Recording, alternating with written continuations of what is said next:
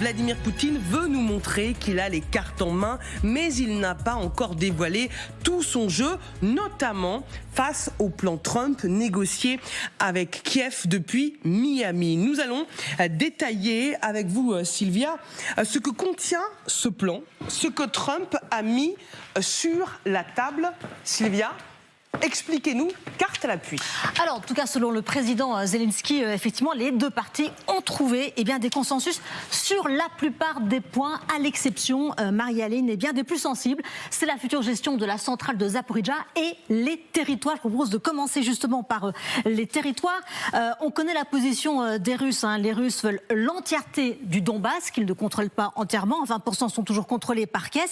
Et donc, ils réclament un retrait de l'armée ukrainienne. Le plan présenté par les Américains reste sur la position ukrainienne, c'est-à-dire un gel sur la ligne de front actuelle. C'est le point 14. Regardez, dans les régions de Donetsk, Louhansk, Zaporijia et Kherson, la ligne de déploiement des troupes à la date du présent accord est de facto reconnue comme la ligne de contact. Mais il y a un mais, le texte mentionne de futures zones économiques spéciales, ce qui pour la première fois impliquerait que l'armée ukrainienne se retire sous condition, donc dans les parties qu'elle contrôle, une zone qui sera surveillée par une force internationale.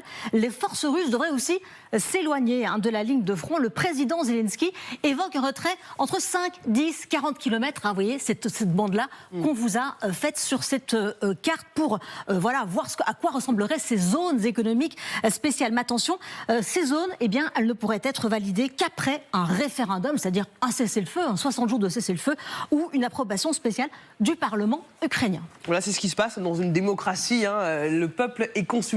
Sylvia, il y a un autre point d'achoppement, c'est la centrale de Zaporijia. Mais vous savez qu'elle est contrôlée par les Russes depuis mars 2022. C'est la plus grande centrale d'Europe. Et avant la guerre, elle donnait 1/5 de l'électricité à l'Ukraine. C'est le point 12. On regarde ce qu'il dit, ce point 12. La centrale nucléaire de Zaporijia sera gérée conjointement par les États-Unis, l'Ukraine et la Russie. Un tiers chacun. Les Américains seraient les principaux gestionnaires. Mais pour l'Ukraine, pas question d'avoir affaire avec les Russes, pas question d'avoir des relations commerciales avec eux. Kiev propose donc ceci, 50% de l'électricité revient à Kiev et les États-Unis gèrent comme ils veulent les 50% restants. Sylvia, que peut-on dire des autres points ? Oui, il y en a 18 autres, effectivement. On va surtout évoquer les garanties de sécurité qui sont essentielles aux yeux des Ukrainiens et évidemment des Européens. Au point 5, on peut lire ceci. Les États-Unis, l'OTAN et les États européens signataires fourniront à l'Ukraine des garanties de sécurité calquées sur l'article 5. Cela va donc plus loin que la précédente version. Vous savez, qui disait simplement que l'Ukraine recevrait des garanties de sécurité fiables. Dans ce plan également, Marie-Aline, l'armée ukrainienne conserve 800 000 hommes en temps de paix. C'est ce que souhaitaient les Européens et c'est plus que la précédente version qui mentionnait 600 000 hommes. Et puis, pas de mention de l'Ukraine et de l'OTAN dans cette version du plan américain, mais une date définie pour une entrée dans l'Union européenne. Hier, le président Zelensky évoquait 2027 ou 2028. C'est un peu plus flou du côté des Européens. Merci beaucoup Sylvia, c'est extrêmement clair ce que contient le plan Trump négocié avec Kiev et que Vladimir Poutine est en train d'étudier. Xavier, au vu de ce qui a été très bien présenté avec Sylvia, est-ce que Vladimir peut accepter un tel plan ? Non. D'ailleurs, les Russes l'ont déjà dit de manière tout à fait officieuse. Il n'y a pas de confirmation officielle aujourd'hui de la part du Kremlin parce que Vladimir Poutine a bien compris qu'il ne fallait pas braquer non plus Donald Trump, qu'il fallait y aller, j'allais dire, en douceur, mais surtout avec stratagème et dissimulation en fait. Donc c'est un non russe qui paraît assez évident, mais il va falloir une communication officielle pour que cela soit accepté par Trump. Le but de Volodymyr Zelensky en ce moment dans ces négociations, c'est justement de faire en sorte que ce soit Moscou qui refuse le plan. C'est pour pour ça qu'il fait beaucoup de concessions. Hein. Quand il va jusqu'à dire que les 25% du Donbass, dont je vous parlais tout à l'heure, qui n'ont pas encore été occupés par les Russes, pourraient devenir une zone économique spéciale, mais il demande une partie du territoire de l'autre côté aussi. Il demande aussi un recul de l'armée russe qui est tout à fait inenvisageable. Ça, c'est pour faire plaisir à Donald Trump. Mais ce n'est pas acceptable par Vladimir Poutine, qui veut l'entièreté du Donbass, de même qu'il voudrait à terme l'entièreté des oblasts, dont on parle beaucoup moins, celui de Zaporijjia, ou de la fameuse centrale, mais de l'autre côté du Dniepr, et celui de Kherson, de la même manière, de l'autre côté de la rivière, du fleuve. Il veut tout en entier. Ces oblasts, je vous le rappelle, on le rappelle à chaque fois, mais c'est extrêmement important du point de vue russe, ont déjà été intégrés à la constitution russe. Oui, ils ont officiellement pour le annexé. Kremlin, ils sont russes. Il n'y a même pas de débat pour eux là-dessus. La façon de les occuper, on ne va pas dire conquérir, on va dire occuper, c'est beaucoup plus précis à mon avis, importe à la limite peu. De toute façon, que ce soit par la guerre, par la négociation ou dans 10 ans, de toute façon, ils sont russes et russes, ils sont russes, ils resteront.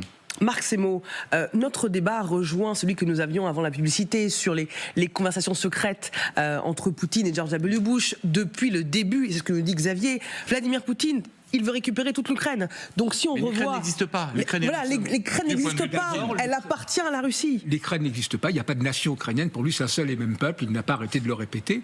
Quant à ces oblasts, la conférence de presse annuelle de Vladimir Poutine, le 17 décembre, il y avait la carte derrière. Sur la carte derrière, on voyait la carte avec les oblasts qui étaient totalement annexés à la Russie, ainsi que la Crimée. Alors, sur ce plan, il y a un point essentiel, c'est effectivement l'idée du cessez-le-feu. C'est-à-dire que le préalable serait le cessez-le-feu sur les lignes de contact de front aujourd'hui. Et ça, c'est un point central. Parce que tout le reste viendrait après, y compris la discussion sur d'éventuelles zones. Alors, c'est quoi le terme zone économique libre, où il y aurait des retraits... C'est pas zone économique spéciale. Zone économique libre. Le vice, quand même. Où il y aurait des retraits des deux côtés. Bon, ce qui est une concession, effectivement, à Trump. Mais surtout... Là, il a mis quelque chose, il a obtenu dans le plan qu'il y ait un référendum avant pour consulter les Ukrainiens sur ce retrait. Et pour en revenir à ce qu'on disait tout à l'heure... Ça bloque tout.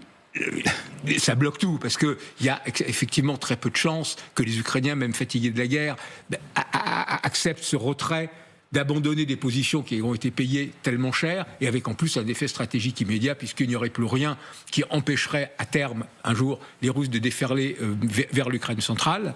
Et les garanties de sécurité, alors effectivement, on dit qu'elles sont équivalentes à celles que donnerait l'article 5 de l'OTAN, etc., ce qui est bien, mais on s'aperçoit maintenant déjà qu'on est en doute à cause des États-Unis sur l'article 5, au point que parmi les scénarios des guerres du futur qu'on envisage, il y a celle, et qu'est-ce qui se passe si les Russes occupent la ville de Narva en Estonie, etc., etc., etc. Donc, ok, c'est une garantie de sécurité, mais elle vaut ce qu'elle vaut. La condition, je terminerai là-dessus, serait d'avoir des troupes au sol, des troupes occidentales au sol. C'est là-dessus qu'il y a eu la coalition des volontaires, mais déjà on a du mal à avoir 25 000 hommes, et n'importe comment les Russes ont déjà dit que c'était hors de question. Donc pour toutes ces raisons, je pense que ce plan, qui à certains égards est raisonnable, restera une feuille de papier. Voilà ce que dit à ce stade le porte-parole du Kremlin, Dmitri Peskov. L'envoyé spécial russe Kirill Dmitriev a eu l'occasion de rendre compte en détail au président des résultats de son voyage. Sur la base des informations reçues par le chef de l'État, nous avons désormais l'intention de formuler notre position et de poursuivre nos contacts dans un avenir très proche par le biais des canaux existants. Officiellement, tout est ouvert. Mais voilà ce que nous révèlent nos confrères de Bloomberg, qui citent une source proche du Kremlin.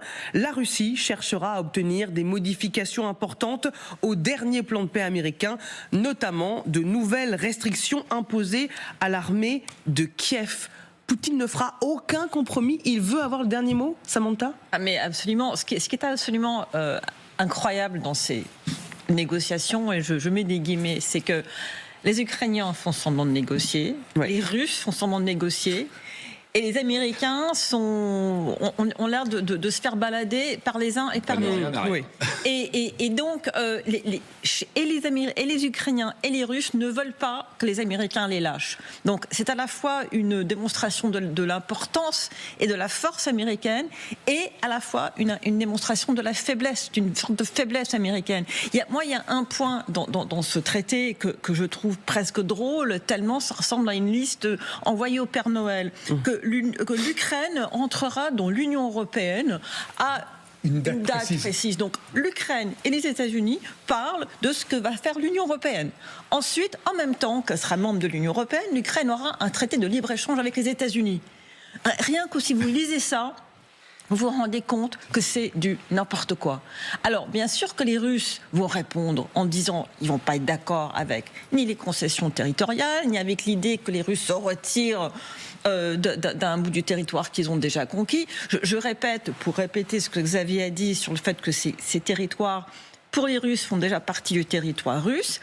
Quand les Russes parlent d'un retrait des troupes du Donbass qu'ils n'ont pas encore commis, ils disent l'occupant doit se retirer de nos territoires. Oui. Voilà le langage russe. C'est vraiment comme ça qu'il faut le comprendre quand on regarde la carte. Pour comprendre le dialogue de sourds qui est en train d'avoir lieu. Et à l'inverse, c'est une terre qui est totalement imbibée du sang ukrainien. Donc vous voyez bien que ces terres-là, on ne peut pas les donner comme ça avec une signature en bas d'une feuille. Aucun des deux ne veut arrêter. Aucun des deux ne veut en fait négocier sincèrement. C'est vrai pour les deux parties. Oui, et puis c'est vrai aussi pour les Ukrainiens qui, eux, à l'inverse, défendent réellement leur territoire. Et à Moscou, en fait, le gros problème de Moscou aujourd'hui, c'est pas tellement ce qui se passe en Ukraine, ce qui se passe dans ces négociations où le moindre détail va être discuté, parce que la ligne de contact, il va falloir la définir. Je vous en parlais tout à l'heure. On peut considérer que la ligne de contact, la kill zone fait 20 km de chaque côté. On met où le trait exactement ? Ça va être extrêmement compliqué. Ce que veulent les Russes,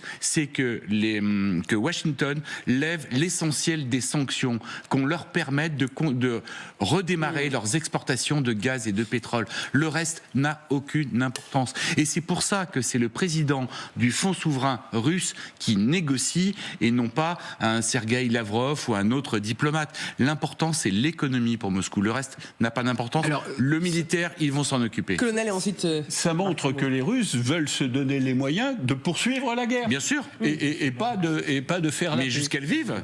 Absolument. Mais dans les négociations, moi je voudrais rappeler, là il y a un plan, c'est qu'un plan, il y a 18 points, c'est publié. Il y en a 20 maintenant. Bon, il y a eu 28, il y a eu 18, on est revenu à 20. Tout ce qui est publié, qui est favorable aux Russes, Poutine va considérer que c'est acquis. Oui. Ce qui est à moi est à moi. Ce qui n'est pas à moi, ce qui est à toi est à moi je aussi. le prendrai plus tard. Voilà.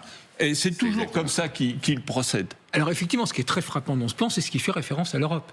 Où, effectivement, c'est d'abord avoir une date fixée déjà pour l'entrée pleine et entière de l'Ukraine dans l'Europe. Ce qui est impensable. Ce qui est impensable, mais fait par 2027, les Américains et les Ukrainiens avec les Européens qui ont quand même été vaguement associés à ces négociations, donc ont accepté. Si le Luxembourg n'est pas d'accord, ça se fera pas. Et en plus, avec une question quand même fondamentale, qui est que ça engage énormément. Parce que l'article 42.7 est beaucoup plus sérieux, beaucoup plus engageant que l'article 5 du traité de l'OTAN en termes de solidarité entre les membres, puisque en cas d'agression, il fait obligation de répondre par les armes, s'il le faut, à l'attaque. Donc pour toutes ces questions-là, on est dans une situation totalement absurde où on se demande comment effectivement cela a pu être inscrit noir sur blanc et comment les Européens d'ailleurs ont laissé passer ça. Et un dernier point, il y a quand même quelque chose qui a sauté dans le plan, qui était important par rapport à la première version,